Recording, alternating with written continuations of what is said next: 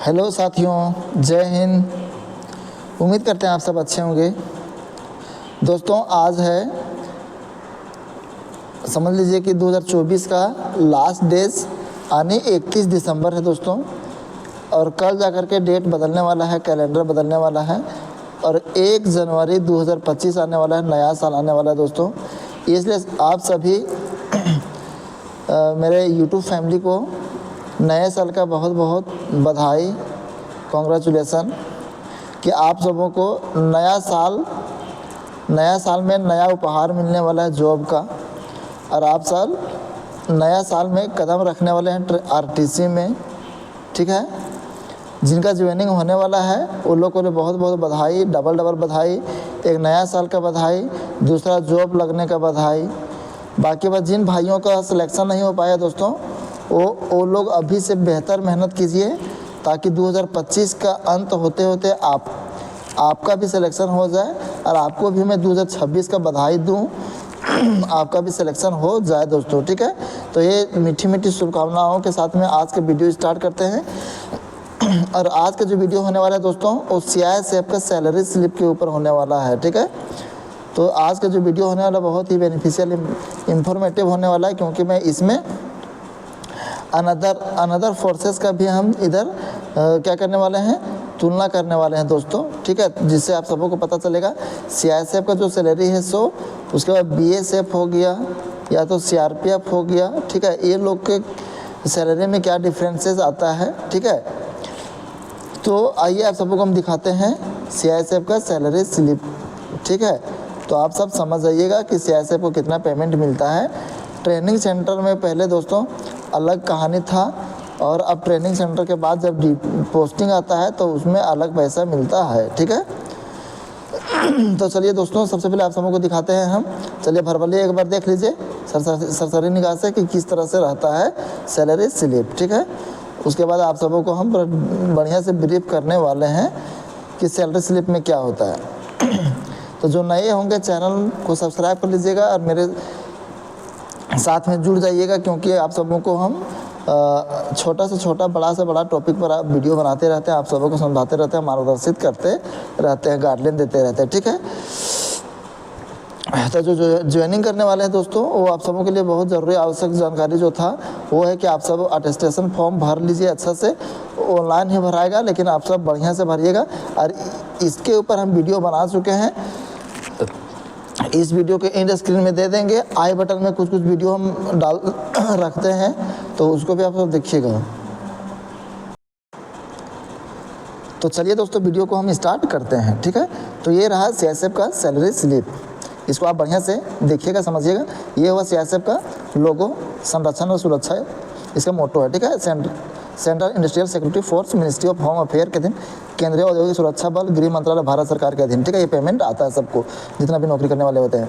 Unit जो है हमारा IGI एयरपोर्ट दिल्ली है, ठीक है। बाकी बात, ये कौन सा महीने का पर्ची है, पेमेंट स्लिप कौन सा है, तो दिसंबर महीना 2024 का पेमेंट स्लिप होने वाला है। आप सबों को मैं मतलब प्रत्येक मंथ का पे स्केल के बारे में नहीं बताए थे, मतलब पेमेंट स्लिप के बारे में नहीं बताए थे, तो इसमें हम आप सबों को दिखा रहे हैं कि अंतिम साल में कितना पेमेंट मिल रहा है, ठीक है। और जो एक GD का होता है, GD का जो पे स्केल होता है वो 21,700 से 69,100 होता है, ठीक है।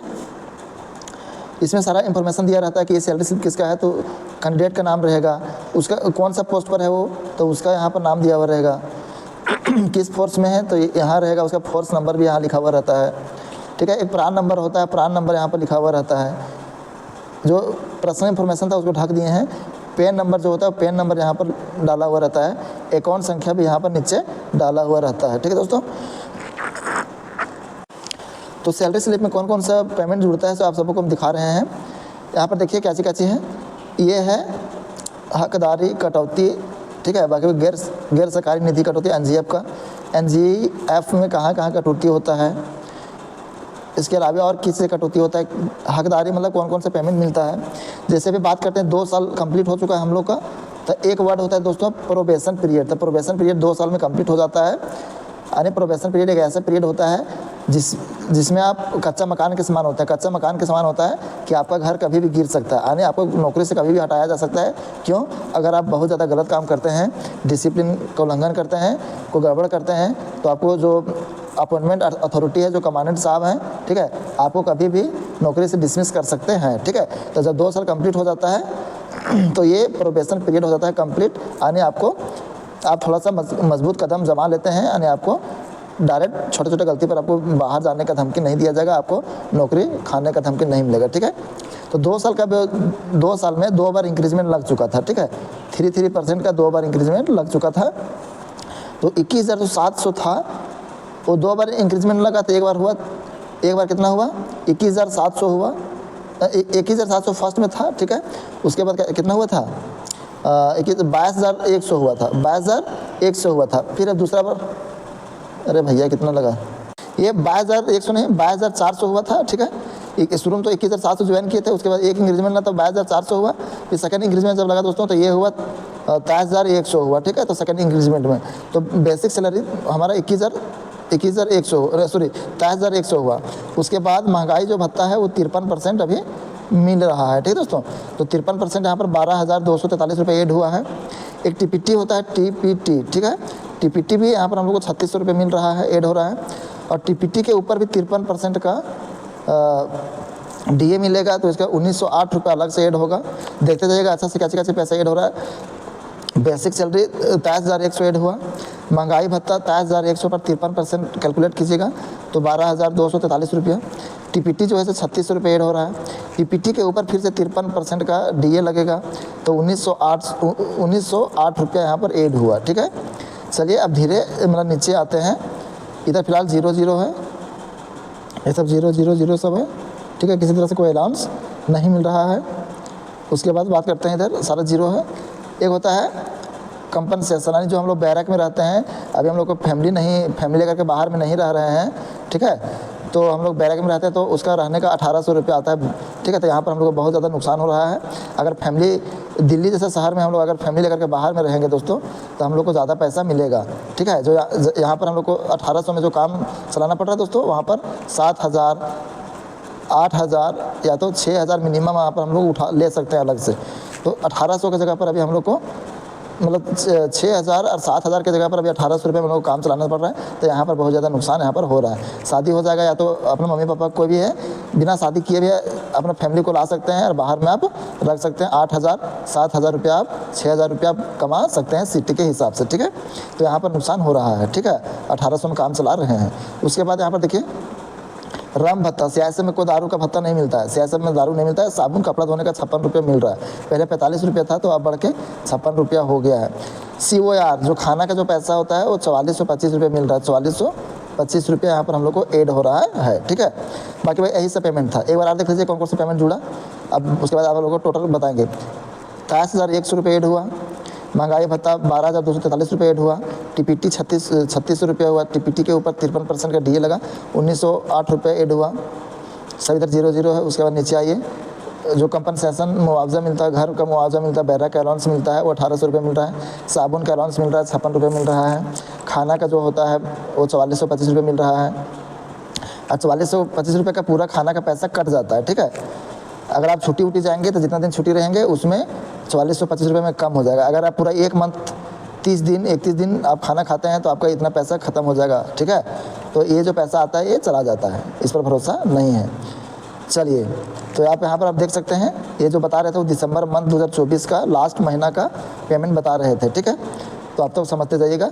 तो टोटल जितना भी ऊपर हम दिखाएँ 28,100, ठीक है, 12,000 जो समथिंग था, 19 टीपीटी था 3600, फिर टीपीटी पर डीए जो था 1908 रुपया था। ये सब सारा 4425 रुपये खाना का पैसा, 1800 रुपये घर का पैसा, 56 रुपये इसका पैसा, साबुन का पैसा, ये सब सारा पैसा जोड़ेंगे तो 47,132 रुपये बन रहा है सीआईएसएफ का ग्रोस सैलरी। क्या बोलते हैं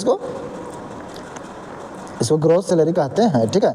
तो ग्रोस सैलरी बन रहा है 47,132 रुपया, ठीक है। अब यहाँ पर दिखा रहा है नीचे दोस्तों कुल कटौती दिखा रहा है 7,131 रुपये यहाँ पर कुल कटौती दिखा रहा है।